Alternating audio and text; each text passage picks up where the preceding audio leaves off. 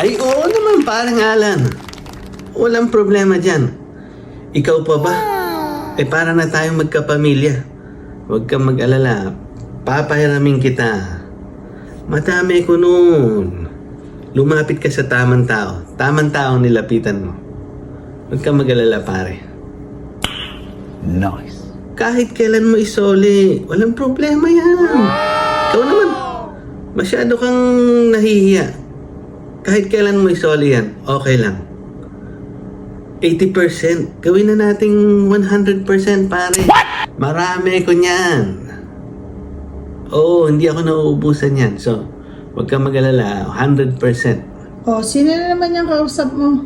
Ay, teka lang, pare. Si Mrs. nandito, ha? Bye-bye.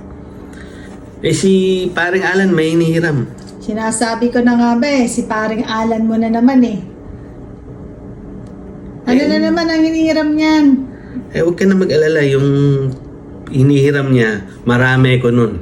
Wow! Tsaka hindi ako nauubusan nun. Wow! Kaya pala kapag pinagsusilisid, kung ano-anong dahilan ng sinasabi mo, meron kapag nalalamang 80, 100%. Hindi na naman yan magbabayad. Huwag ka mag-alala.